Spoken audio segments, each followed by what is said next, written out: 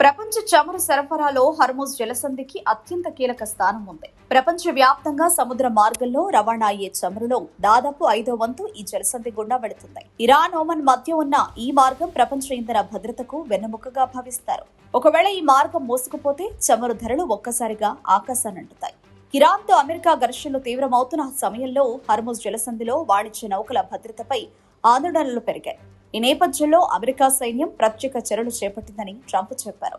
రాత్రి వేళల్లో అత్యంత జాగ్రత్తగా నౌకలను ముందుకు సాగించేలా భద్రత కల్పించామని, ఇరాన్ నిఘా వ్యవస్థల నుంచి వాటిని రక్షించామని ఆయన పేర్కొన్నారు. ఈ చర్యల వల్ల ప్రపంచ మార్కెట్లకు చమురు సరఫరా ఆగకుండా కొనసాగిందని ట్రంప్ తెలిపారు. ట్రంప్ చేసిన మరో వ్యాఖ్య మరింత చర్చకు దారితీసింది.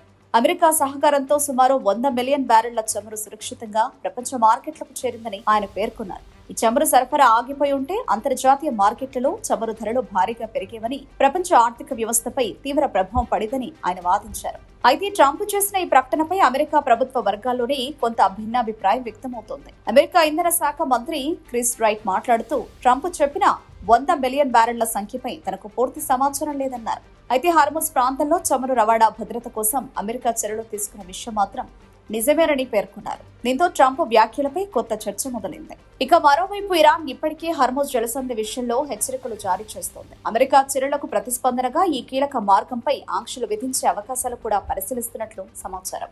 ఇరాన్ నిజంగానే హర్ముజ్ జలసంధిని మూసివేస్తే ప్రపంచ చమురు మార్కెట్లపై భారీ ప్రభావం పడే అవకాశం ఉందని నిపుణులు హెచ్చరిస్తున్నారు.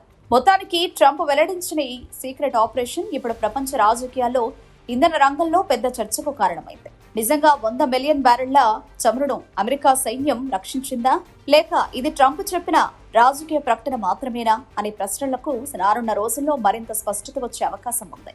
కానీ ఒక విషయం మాత్రం స్పష్టంగా కనిపిస్తోంది. హర్ముజ్ జలసంధిపై పోరు ఇప్పుడు కేవలం అమెరికా, ఇరాన్ మధ్య సమస్య మాత్రమే కాదు, ప్రపంచ ఆర్థిక వ్యవస్థ భవిష్యత్తును నిర్ణయించే అంశంగా మారింది.